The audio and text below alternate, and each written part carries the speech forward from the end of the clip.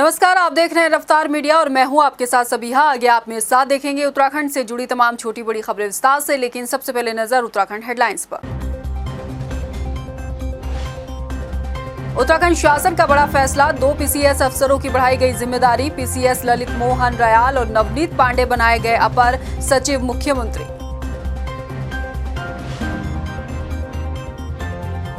देहरादून में आपदा विभाग की जमीन पर कब्जे की खबर का बड़ा असर, शासन ने डीएम को सौंपी जांच, 1 महीने के भीतर रिपोर्ट सौंपने के निर्देश। राष्ट्रपति चुनाव में क्रॉस वोटिंग को लेकर कांग्रेस में भूचाल, विधायकों में एकजुटता के नारे की भी खुली पोल, पार्टी हाईकमान कराएगा जांच।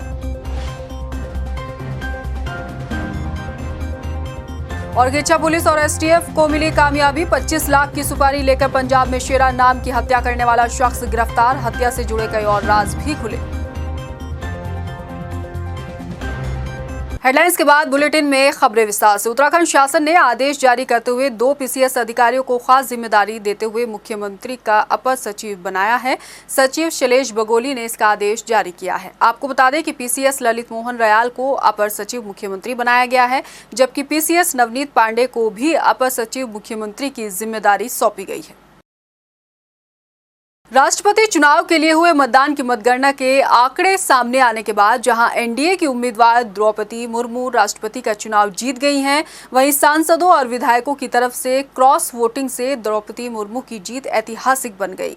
लेकिन उत्तराखंड में भी हुई क्रॉस वोटिंग से कांग्रेस सकते में है। आखिर क्यों, देखिए इस रिपोर्ट में। राष्ट्रपति चुनाव के लिए हुए मतदान के आंकड़े आने के बाद भाजपा जहाँ गदगद है, तो कांग्रेस में विधायकों की तरफ से की गई क्रॉस वोटिंग से पार्टी को बड़ा झटका लगा है। हालांकि कांग्रेस की तरफ से वोटिंग से पहले इस बात की दुहाई दी गई थी कि सभी विधायक एकजुट हैं, मगर अब पार्टी के सुर बदल गए हैं। अब विपक्ष इसकी पड़ताल करने की बात कह रहा है। देखिए, ये जांच का विषय है। हमारे लिए भी बहुत ही हतप्रभ करने वाली ये खबर है। जिस तरह से आज समाचार पत्रों में ज्ञात हुआ कि एक वोट खराब हो गया कांग्रेस का और एक जो है वो क्रॉस वोटिंग हुई है। अब पार्टी इस पर जांच बिठाएगी और मुझे लगता है निश्चित रूप से कोई कार्रवाई भी करेगी। लेकिन अभी ये सब भविष्य के गर्भ में है, तो ऐसे में देखने वाली बात होगी कि कौन वो शख्स है जिसने पार्टी के खिलाफ या पार्टी के निर्देशों का पालन नहीं किया। अब सवाल ये उठ रहा है कि आखिर ये क्रॉस वोटिंग हुई कैसे। दरअसल उत्तराखंड में 70 विधानसभा सीटें हैं और 70 विधायकों को अपने मत का इस्तेमाल राष्ट्रपति चुनाव के लिए करना था, लेकिन 70 में से 67 विधायकों ने ही मतदान किया। कांग्रेस के 19 में से 2 विधायक अपना वोट डालने नहीं पहुंचे। इस हिसाब से उत्तराखंड से विपक्ष के उम्मीदवार यशवंत सिन्हा को कांग्रेस की तरफ से 17 वोट हासिल होने चाहिए थे, मगर कांग्रेस के 15 विधायकों ने ही यशवंत सिन्हा के पक्ष में मतदान किया, जबकि बताया जा रहा है कि एक मत अमान्य हुआ है। ये भी हो सकता है कि कांग्रेस विधायक का ही हो।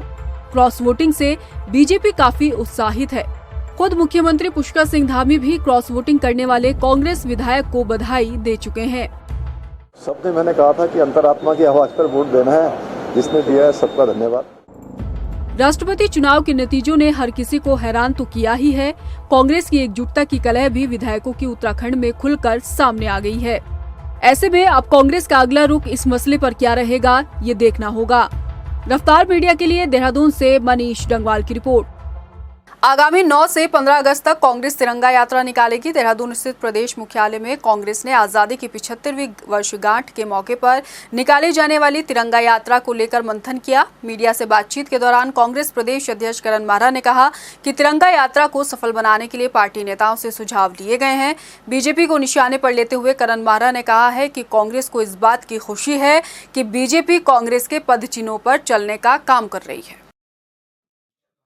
जिस पार्टी ने 65 साल तक अपने मुख्यालय में भारत का झंडा नहीं लगाया, जो आज़ादी की लड़ाई से लेकर काफ़ी वर्षों तक राष्ट्रीय झंडे तिरंगे का को स्वीकार नहीं करने की बात करते थे, उनके लिटरेचर में भी ये सारी चीज़ें अंकित हैं। मैं नहीं कह रहा हूँ। आज वो झंडा दिवस मनाने के लिए और पूरे प्रदेश में 20 लाख झंडे लगाने के लिए घरों घरों में कवायद कर रही है, तो इसको मैं कांग्रेस की विचारधारा की जीत के रूप में देखता हूँ। और हम कांग्रेस के परिवार इस काम से बीजेपी के बहुत प्रसन्न हैं। हम बधाई देते हैं उनको कि वो भी अब कांग्रेस की विचारधारा के पीछे चल। उत्तराखंड में आम आदमी पार्टी के नेताओं का कांग्रेस में आने का सिलसिला जारी है। शनिवार को आपके प्रदेश उपाध्यक्ष रविंद्र पुंडीर अपने साथियों के साथ कांग्रेस में शामिल हुए। पार्टी मुख्यालय में प्रदेश अध्यक्ष करण माहरा, नेता प्रतिपक्ष यशपाल आर्य, पूर्व नेता प्रतिपक्ष प्रीतम सिंह समेत पूर्व विधानसभा अध्यक्ष गोविंद सिंह कुंजवाल ने कार्यकर्ताओं का पार्टी में स्वागत किया। प्रदेश अध्यक्ष ने कहा कि पार्टी में आए सभी कार्यकर्ताओं को पूरा सम्मान मिलेगा। आम आदमी पार्टी के उपाध्यक्ष हैं रविंद्र पुंडीर जी, और वो इंजीनियर संजय प्रताप सिंह जी, नरेंद्र सिंह जी पुंडीर, जो काफ़ी सोशली एक्टिव लोग हैं, उन 25 लोगों के साथ उन्होंने आज कांग्रेस की सदस्यता ली है। ये अपने आप में साबित करता है कि अभी पढ़े लिखे लोग इस समाज में हैं, जो लोग जागरूक हैं वो कांग्रेस की तरफ आएंगे। और अब बात करेंगे खबर के असर की। देहरादून में आपदा विभाग की जमीन पर कब्जे की खबर पर उत्तराखंड शासन ने संज्ञान लिया है। आपको बता दें कि हमने आपदा विभाग की जमीन पर कब्जे की खबर को प्रमुखता से दिखाया था, जिसके बाद देहरादून डीएम को इस मामले की जांच सौंपी गई है। डीएम सोनिका को 1 महीने के भीतर इस पूरे मसले पर रिपोर्ट तैयार कर सौंपे जाने के लिए कहा गया है। ऐसा है कि माननीय मुख्यमंत्री जी को मिलने से पहले, उससे 10 दिन पहले ही हमने मुख्य सचिव, जो कि डिपार्टमेंट के मुखिया हैं, वैसे तो पूरे शासन के मुखिया हैं, लेकिन आपदा प्रबंधन विभाग के सीईओ हैं, उनको हमने डाक द्वारा रजिस्टर्ड पोस्ट से ये सारा प्रत्यावेदन दे दिया था। सचिव आपदा प्रबंधन को, अपर सचिव को, और जो आवश्यक जो अधिकारी हैं इस विभाग के। इसके बाद हम माननीय मुख्यमंत्री से मिले, और अभी फ़िलहाल इतना ही है कि जिलाधिकारी को जांच सौंप दी गई है। 1 माह का समय दिया गया है। आशा करते हैं कि डिस्ट्रिक्ट मैजिस्ट्रेट जो है नियम कानून के अंतर्गत बहुत बारीकी से एक पूरी पारदर्शी जांच करेगी। हमें पूरा विश्वास है। उत्तराखंड विधानसभा अध्यक्ष रितु खंडूरी अपने कड़क मिजाज के लिए जानी जाती हैं, मगर आजकल उनके लिए गए एक फैसले से सियासी हड़कंप मचा हुआ है। आखिर ऐसा कौन सा फैसला विधानसभा अध्यक्ष महोदय ने लिया और उनके उस फैसले में ऐसा क्या फरमान है, इसे जानने के लिए आप देखिए हमारी स्पेशल रिपोर्ट। विधानसभा अध्यक्ष की कुर्सी संभालने के बाद से ही स्पीकर रितु खंडूरी अपने कड़क और सख्त मिजाज के लिए एक पहचान कायम कर चुकी है। विधानसभा सत्र के दौरान भी रितु खंडूरी का कुछ ऐसा ही व्यवहार देखने को मिला, मगर हालिया में लिए गए विधानसभा अध्यक्ष के फैसले से हड़कंप मचा हुआ है। स्पीकर रितु खंडूरी ने विधानसभा के उन कर्मचारियों, अधिकारियों के अटैचमेंट को निरस्त करने का काम किया है जो दूसरे विभागों में कार्यालय में अटैच हैं, मगर वो वहां सेवा देने के बजाय घर में बैठकर विधानसभा से सैलरी ले रहे हैं। यही वजह है कि अधिकारियों और कर्मचारियों के ऐसे अटैचमेंट को खत्म किया गया है। इस बारे में विधानसभा सचिव मुकेश सिंघल ने आदेश जारी कर दिए हैं, जिसके मुताबिक अधिकारियों और कर्मचारियों को वापस लौटना होगा। मैं यही देखना चाह रही हूँ। मुझे तो ये अंदाज़ा भी नहीं है कि जहाँ ये अटैच्ड हैं उस दफ्तर को पता भी है कि ये वहाँ अटैच्ड हैं कि नहीं हैं। अगर कुछ लोग, आप अगर कह रहे हैं घर बैठे हैं, तो शायद ना हमें पता है, ना जहाँ वो अटैच्ड है उन्हें पता है कि ये अफसर है कहाँ। तो इस चीज़ की, इसी कारण से ये हमने अटैचमेंट सारे निरस्त किए, और जहाँ ज़रूरत होगी वहाँ भेजे भी जाएंगे। ऐसा ये कोई ऐसा निर्णय नहीं है कि एक कोई लाइन खींच दिया मैंने। इट इज़ जस्ट टू सी कि हो क्या रहा है। विधानसभा स्पीकर ने घर बैठे वेतन लेने वाले कर्मचारियों को नसीहत भी दी है कि वो ऐसे लोगों के लिए वेतन का दुरुपयोग नहीं करेंगे जो घर में बैठे हैं। अगर कोई कर्मचारी या अधिकारी घर में बैठना चाहता है तो वो रिजाइन लेकर घर बैठ सकता है। ये तो बिल्कुल ही नहीं अलाउड किया जाएगा। बहुत हार्ड अर्न मनी होता है भाई, पैसा सरकार का कोई बांटने के लिए नहीं है, जनता का पैसा है, जनता के लिए इस्तेमाल होता है, और बिल्कुल भी ये चीज़ बर्दाश्त नहीं की जाएगी कि घर बैठ के तनख्वाहें दी जाएंगी। हमें कोई इशू नहीं है, आप घर बैठिए, लेकिन रिजाइन करके घर बैठिए। I have no issues. कुल मिलाकर देखा जाए तो ये फैसला विधानसभा अध्यक्ष का सराहनीय ठहराया जा रहा है। स्पीकर रितु खंडूरी ने ऐसा फैसला लेकर विधानसभा के उन अधिकारियों और कर्मचारियों को झटका देने का काम किया है जो घर बैठकर वेतन ले रहे हैं। अब देखना ये होगा कि ये फैसला कितना कारगर साबित होगा। रफ्तार मीडिया के लिए देहरादून से मनीष जंगवाल की रिपोर्ट। खबरों में बढ़ेंगे आगे। सावन के साथ शुरू हुई कांवड़ यात्रा पीक पर है। भारी संख्या में शिव भक्त हरिद्वार पहुंच रहे हैं, जिस वजह से सड़कों पर जाम भी लग रहा है। अपनी स्क्रीन पर नजर आने वाला ये नजारा लक्सर के सोलानी पुल का है, जहां श्रद्धालुओं के वाहन फंसे हुए हैं। वहीं जाम को लेकर एसएसआई ने बताया कि रेलवे फाटक होने की वजह से थोड़ी परेशानी हो रही है। जाम की कोई स्थिति नहीं है। कांवड़ में जो श्रद्धालु आ रहे हैं ये बहादुर फाटक में, क्योंकि ट्रेनों का आवागमन बहुत ज़्यादा हो रहा है, इसलिए फाटक जो है बार बार बंद हो जा रहा है। बाकी यातायात जो है सुचारू रूप से चल रहा है। फाटक की वजह से थोड़ा सा डिले हो रहा है, नहीं तो व्यवस्था जो है सुचारू रूप से चल रही है। सितारगंज के गोविंदपुर ग्राम में जिलाधिकारी युगल किशोर पंत ने अमृत सरोवर का लोकार्पण किया। आपको बता दें कि ये सरोवर 157.72 लाख की लागत से तैयार किया गया है। अमृत सरोवर के लोकार्पण के मौके पर जिलाधिकारी युगल किशोर पंत ने कहा कि देश में कई हिस्सों में लगातार पानी का स्तर गिर रहा है और इस बात को समझने की जरूरत है कि जल है तो जीवन है। आपको बता दें कि इस अमृत सरोवर को खास तरह से डिजाइन किया गया है। गांव में रैकेट कंपनी के द्वारा एक तालाब गोद लिया गया था और उस तालाब को आज इन्होंने कंप्लीट करके वापस गांव को हैंडओवर किया है। और इसमें खास बात ये की है कि जो तालाब से ओवरफ्लो होगा उसको भी ग्राउंड वाटर रिचार्जिंग के लिए शेफ्ट बनाई गई हैं। मतलब साइंटिफिकली बहुत अच्छा कार्य किया गया है और मुझे आशा है कि क्योंकि ये आज़ादी का अमृत महोत्सव इस बार मना रहे हैं, तो जितने भी हमारे यहाँ तालाब बनेंगे उसमें हम इस तकनीकों का इस्तेमाल कराएंगे और अधिक से अधिक संख्या में ग्राउंड वाटर रिचार्ज कराने का प्रयास करेंगे। क्या कोई सरकारी मुलाजिम सरकार के बनाए नियमों का उल्लंघन कर सकता है? शायद नहीं कर सकता, क्योंकि उस मुलाजिम के ऊपर भी कई अधिकारी जनता की फरियाद को सुनने के लिए बैठे हैं, लेकिन किच्छा में अधिकारी को मालूम ही नहीं कि क्षेत्र के दफ्तर में आखिर चल क्या रहा है। उत्तराखंड में पात्र को हाँ पात्र को ना मुहिम के तहत राशन कार्ड सरेंडर होने के एवज में पात्र लोगों के राशन कार्ड बनाने की प्रक्रिया शुरू कर दी गई है, जिसके लिए आवेदकों को जरूरी दस्तावेजों की जानकारी आपूर्ति विभाग दे चुका है। लेकिन जिस दफ्तर में सरकारी मुलाजिम को आवेदक अपने दस्तावेज दे रहे हैं, वहां अलग ही नजारा है। यहाँ सरकारी मुलाजिम ने बिना किसी की परमिशन लिए सहायक को दस्तावेज जांचने के लिए बिठाया है।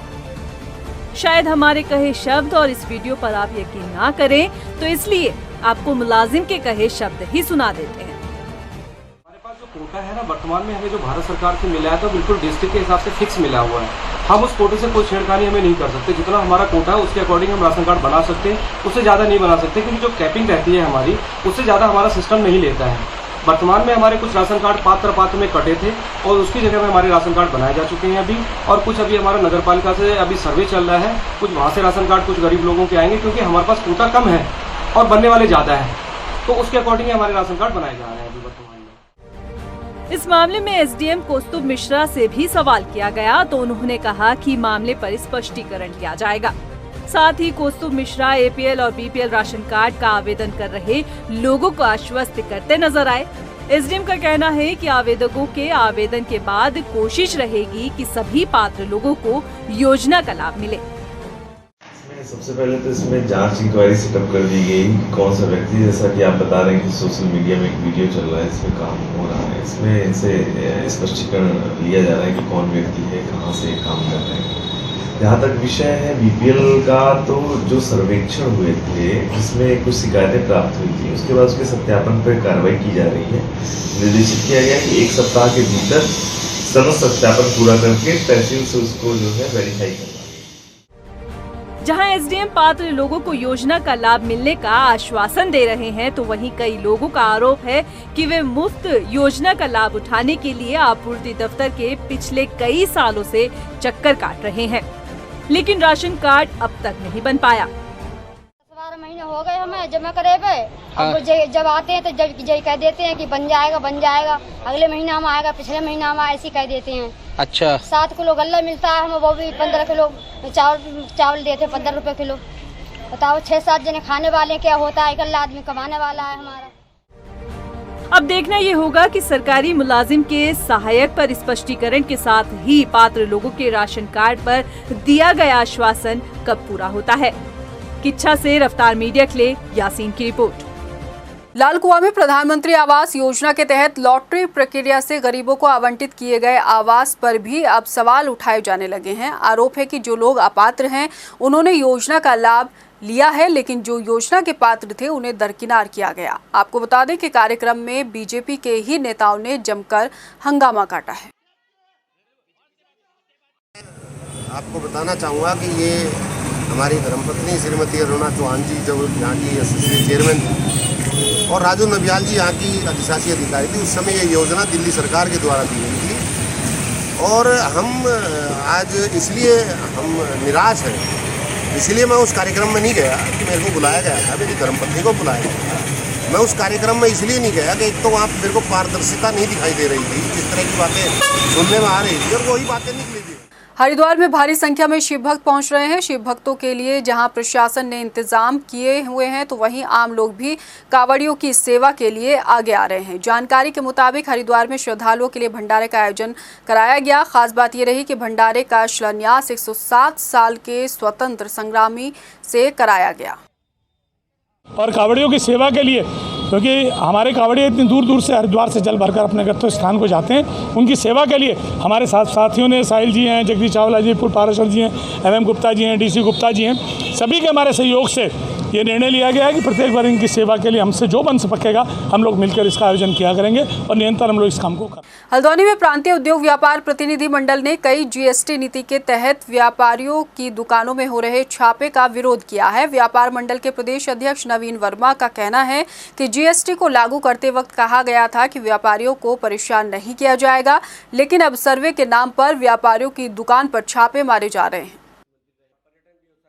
ये सर्वे छापे हम किसी हालत में कबूल नहीं करेंगे। हमारे व्यापारी अपनी, इसका मतलब आपने चोर समझ लिया कि हमारे व्यापारी चोरी कर रहा है। हमारे व्यापारी पाक साफ तरीके से काम कर रहा है। अगर आपको किसी प्रकार का कोई शिकायत लगती है, आपके ऑनलाइन पोर्टल में सब कुछ मालूम है, आपको सब कुछ है, आप उनको नोटिस दीजिए, उनको बुलाइए।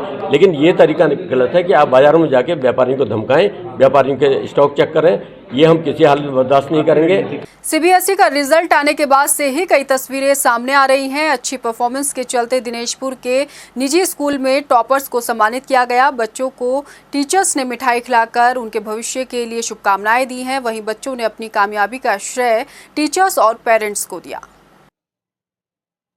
पहले श्रेय मैं अपने पापा मम्मी और अपने टीचर्स को देना चाहूँगा। और मेरी 12th में 96.4% आए हैं होली कृष्णा कॉलेज से। बरसात के दिनों में बढ़ती बीमारियों के प्रकोप को देखते हुए देहरादून नगर निगम भी हरकत में आ गया है। डेंगू के बढ़ रहे खतरे के बीच एक्टिव हुए नगर निगम की तरफ से शहर के सभी वार्डों में लगातार फॉगिंग की जा रही है। निगम के मुख्य चिकित्सा अधिकारी विनय खन्ना ने कहा कि मानसून से पहले ही पूरी तैयारी की जा चुकी थी और जिलाधिकारी की अध्यक्षता में QRT का गठन भी किया गया है। उन्होंने कहा कि घरों में मच्छरों का लार्वा पाए जाने पर चालान काटा जाएगा। देखिए, जब से बरसात शुरू हुई है या फिर यूँ कह लें कि जब से मानसून का आगमन हुआ है, उससे पहले ही हम लोगों की पूर्ण तैयारी थी और इसके लिए हम लोगों ने जिलाधिकारी महोदय की अध्यक्षता में जो है QRT का गठन भी कर दिया गया था। और तब से लेकर अभी तक हमारे प्रतिदिन फॉगिंग, प्रत्येक 100 वार्ड में हमारे मशीन है, उनको लगातार दवाई दी जा रही है और उसमें फॉगिंग में किसी प्रकार की कोई जो है कमी नहीं है। इसके साथ ही हम लोग की जो QRTs हैं वो लगातार अपने अपने क्षेत्रों में भ्रमण कर रही हैं। उधर किच्चा पुलिस और STF की संयुक्त कार्रवाई के चलते 25 लाख की सुपारी लेकर पंजाब में शेरा नाम के शख्स की हत्या को अंजाम देने वाले आरोपी को पुलिस ने गिरफ्तार कर लिया है। 5 जुलाई को हुई घटना को अंजाम देने के बाद आरोपी किच्चा में छुप गया था। SP सिटी ने खुलासा करते हुए बताया कि आरोपी को लालपुर टोल प्लाजा के पास से गिरफ्तार किया गया है। पूछताछ में आरोपी ने हत्या से जुड़े कई अहम राज खोले। इसमें रोहित चांदू नाम के एक अभियुक्त की गिरफ्तारी हुई है, जिससे जो हत्या पंजाब के तरन जिले के चलपुरा थाने में जो मुकदमा दर्ज है उसके समझ में हुई। और ये जो इनके साथ हथियार इनके पास एक बरामद हुआ है, जिस हथियार को इन्होंने हत्या में प्रयुक्त किया था, उनके साथ एक और उनका नाबालिग साथी भी था जिसकी तलाश की जा रही है। रुड़की का गलियार थाना क्षेत्र में शुक्रवार देर शाम हुई लूट की घटना का पुलिस ने खुलासा करते हुए एक बदमाश को गिरफ्तार किया है, जबकि दूसरा फरार होने में कामयाब रहा। आरोपी के पास से लूटी गई बाइक भी बरामद कर ली गई है। फिलहाल फरार आरोपी की तलाश जारी है। शाम के समय एक व्यक्ति जो संजू सैनी है, वो जब वापस आ रहा था तो उसके मोटरसाइकिल और उसके मोबाइल फ़ोन छीनने और लूटने की घटना प्रकाश में आई थी। पुलिस ने इसमें त्वरित एक्शन लेते हुए सीओ रुड़की और एसओ खलियर और उनकी टीम ने लगातार चेकिंग अभियान चलाते हुए बेड़ूपुर के पास में ये जो अभियुक्त हैं इनको निशानदेही किया और उसके बाद जब इनका पीछा किया तो इसमें एक व्यक्ति पकड़ा गया जिसका नाम सलमान है और एक व्यक्ति अभी फरार चल रहा है। इनको दोनों को इस व्यक्ति से जब पूछताछ हुई तो इसने खैर इस घटना को करना बताया और उसमें मोटरसाइकिल है वो हमारे द्वारा बरामद कर ली गई है। लोहाघाट में जिलाधिकारी के निर्देश पर श्रम विभाग ने शिविर का आयोजन किया। शिविर में श्रम कार्ड बनाए जाने के लिए महिला पुरुष का पंजीकरण किया गया है। साथ ही ग्रामीणों को केंद्र और राज्य सरकार द्वारा चलाई जा रही योजनाओं के बारे में जागरूक किया गया। आपको बता दें कि इस दौरान लोगों ने चंपावत या लोहाघाट में श्रम विभाग का कार्यालय बनाए जाने की मांग की। अभी इस समय जो चंपावत मुख्यालय में, जिला मुख्यालय में कार्ड प्रिंटिंग के लिए हमने एक लेटर जिलाधिकारी महोदय के माध्यम से माननीय श्रम सचिव को भी भेजा है। तो इसमें समस्त कार्यवाही अपना श्रम कल्याण बोर्ड, भवन एवं अन्य सन्निर्माण कर्मकार कल्याण बोर्ड देहरादून से की जानी अपेक्षित है और मुझे लगता है बहुत जल्दी इस पे कार्रवाई होगी और जिला मुख्यालय में एक WFC सेंटर श्रम पंजीयन कार्यालय खोला जा सकेगा और जो यहाँ के पर्वतीय क्षेत्र के लोगों हैं वो यहीं से कार्ड प्राप्त कर सके। खटीमा कोतवाली झनकैया थाना क्षेत्र में पुलिस ने ऑपरेशन क्रैकडाउन के तहत 1.20 ग्राम की स्मैक के साथ तस्कर को गिरफ्तार किया है। आरोपी पर NDPS एक्ट के तहत पुलिस ने कार्रवाई की। एक मामला ये NDPS एक्ट का है। ये अभियुक्त है, अभियुक्त का नाम है धर्मवीर कश्यप उर्फ चीकू, पिताजी का नाम है राम आसरे, बंगाली कॉलोनी पकड़िया का रहने वाला है। इससे कल जो है 10 बीट करीब 1.5 ग्राम इसमें बरामद हुई है, जिस संबंध में थाने में जो है NDPS एक्ट के अंतर्गत अभियोग पंजीकृत किया गया है, जिसको आज है माननीय न्यायालय में पेश किया। फिलहाल इस बुलेटिन में इतना ही। मुझे दीजिए इजाजत, लेकिन जाने से पहले एक नजर हेडलाइंस पर। नमस्कार।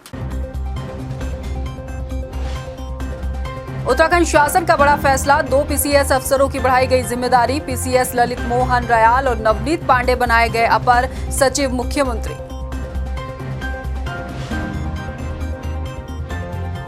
देहरादून में आपदा विभाग की जमीन पर कब्जे की खबर का बड़ा असर, शासन ने DM को सौंपी जांच, 1 महीने के भीतर रिपोर्ट सौंपने के निर्देश। राष्ट्रपति चुनाव में क्रॉस वोटिंग को लेकर कांग्रेस में भूचाल, विधायकों में एकजुटता के नारे की भी खुली पोल, पार्टी हाईकमान कराएगा जांच।